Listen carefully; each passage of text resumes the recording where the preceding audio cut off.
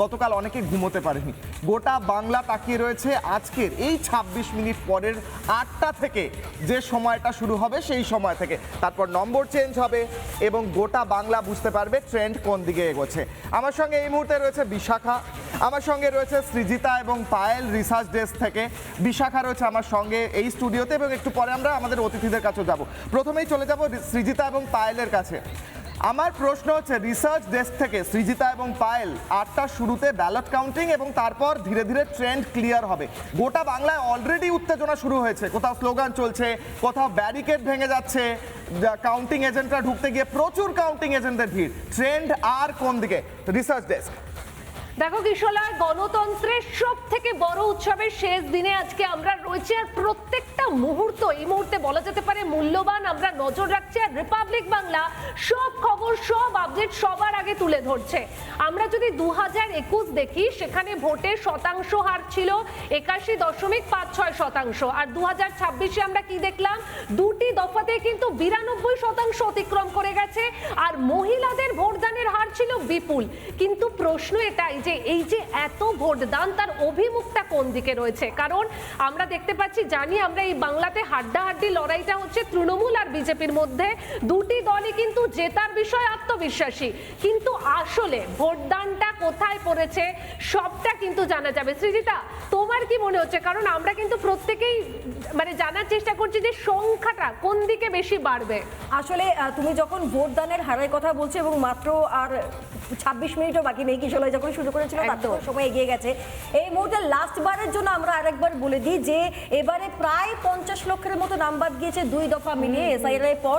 আবার তার সত্ত্বেও 30 লক্ষ মানুষ বেশি ভোট দিয়েছেন, এবং এই তথ্যটা দর্শকদের আমরা জানিয়ে রাখি যে গোটা বিধানসভা ভোট আমাদের দেশে যত হয় সর্বোচ্চ ভোটদান হয়েছে এই বাংলায়। একদম, এবং এই ট্রেন্ডটা দেখা যাক সরকার বিরোধীরা সরকারের দিকে। আর এখান থেকে আমাকে একবার চলে যেতে হচ্ছে ব্রেকিং ডেস্কের দিকে, সেখান থেকে সায়ন আমার সঙ্গে রয়েছে।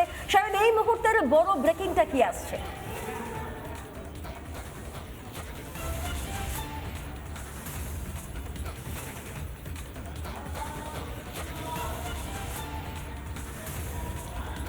দেখো, আর বেশিক্ষণ সময় নেই হাতে, সবাই অধীর আগ্রহে, বাংলার প্রত্যেকটা মানুষ বাড়িতে রিপাবলিক বাংলা খুলে বসে আছে। কেননা আমরাই প্রথম দেখাবো এবং আমরাই প্রথম দেখিয়েছি যে স্ট্রং রুম থেকে ইভিএম বের করা হচ্ছে। এই গণনার প্রথম প্রক্রিয়া কিন্তু শুরু হয়ে গেছে। হাতে আর বেশিক্ষণ সময় নেই, এখন বাজে 7:37, আর কিছুক্ষণের মধ্যেই কিন্তু গণনার কাজ শুরু হবে। এটা দর্শকদের আবারও জানিয়ে রাখি, প্রথমে শুরু হবে পোস্টাল ব্যালট গণনার কাজ প্রত্যেকবারের মতন, এবং পোস্টাল ব্যালটের ঠিক পরেই শুরু হবে ইভিএম গণনার কাজ। কিন্তু যেসব কেন্দ্রে পোস্টাল ব্যালট নেই সেই সব কেন্দ্রের কিন্তু ইভিএম ব্যালটের ফলাফল আমরা কিন্তু শুরুর দিকে কে এগিয়ে কে পিছিয়ে পেয়ে যাব। এবং আমাদের টিম, রিপাবলিকের টিম বাংলার সবার প্রথমে ব্রেকিং টাপ যেরকম মেরেছে, ঠিক সায়ন পরপর ব্রেকিং নিউজ দিচ্ছে। আমি স্টুডিও ওয়ানে ফিরছি, আমার সঙ্গে বিশাখা রয়েছে এবং আমার সঙ্গে আজকের যে অতিথিরা রয়েছেন তাদের সঙ্গে পরিচয় করাবো। সন্ময়দা রয়েছেন আমার ঠিক ডান দিকে, তার পাশে যুধাজিৎ দা রয়েছেন, যুধাজিৎ সেন মজুমদার, ইন্দ্রজিৎ কুণ্ডু রয়েছেন, ইন্দ্রজিৎ ঘোষ রয়েছেন, কাশেম আলী রয়েছেন। আমার প্রশ্ন হচ্ছে, আমি প্রত্যেকের কাছে যাওয়ার আগে বিশাখা, মানে এই উত্তেজনাটা, মানে আমাদের প্রত্যেকের সঙ্গে কথা হচ্ছিল। আচ্ছা, আমি একবার অনুপমের কাছে যাই। আমার রিপোর্টার অনুপম প্রতিনিধি রয়েছেন, সরাসরি কিছু একটা ছবি তুলে ধরছেন। অনুপম, আমি প্রত্যেকের কাছে আসার আগে, অনুপম লাইভ এই মুহূর্তে, অনুপম লাইভ। দেখো, আর কিছুক্ষণ বাকি, তারপরেই কাউন্টিং স্টার্ট হয়ে যাবে। এই মুহূর্তে নেতাজি ইন্ডোর স্টেডিয়াম থেকে ছবি দেখাচ্ছি। কড়া নিরাপত্তার মধ্যে দিয়ে যারা কাউন্টিং এজেন্ট রয়েছেন পলিটিক্যাল পার্টির, তাদেরকে এখানে ভেতরে প্রবেশ করানো হচ্ছে। কিছুক্ষণ আগে রিতেশ তিওয়ারির সাথে কথা বলছিলাম, শশী বাজা এসেছিলেন, প্রার্থীরাও ঢুকছে। এবং তোমাকে এই দিকে ছবিটা দেখা বলবো, অতনুকে বলবো এদিকে আসার জন্য। খুব দ্রুত আমরা আসবো। তুমি দেখতে পাচ্ছ আমরা গোটা কাউন্টিং সেন্টারটা তোমায় দেখাচ্ছি।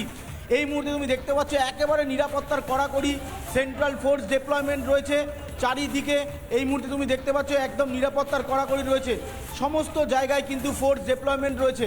কাউন্টিং শুরু হয়ে যাবে বেলা 8টা থেকে, আর কিছুক্ষণ বাকি, তারপরে কাউন্টিং স্টার্ট হয়ে যাবে। তুমি দেখতে পাচ্ছ এই মুহূর্তে 167 মানিকতলা অ্যাসেম্বলি কনস্টিটুয়েন্সি। তুমি দেখতে পাচ্ছ এখানে micro observer, reserve micro observer থাকবেন। তারপরে শ্যামপুকুর আছে, এইরকম পরপর জোড়াসাঁকো আছে, এরকম পরপর অ্যাসেম্বলি কনস্টিটুয়েন্সি। বেশ, সঙ্গে থাকো অনুপম, আমি দ্রুত স্টুডিওতে আসবো। আমার নানা ধরনের কন্টেন্ট দেখার জন্য লাইক করুন, শেয়ার করুন আমাদের ফেসবুক পেজ, সাবস্ক্রাইব করুন আমাদের ইউটিউব চ্যানেল। পাশাপাশি অন্যান্য ব্রেকিং নিউজের জন্য অবশ্যই চোখ রাখুন রিপাবলিক বাংলায়।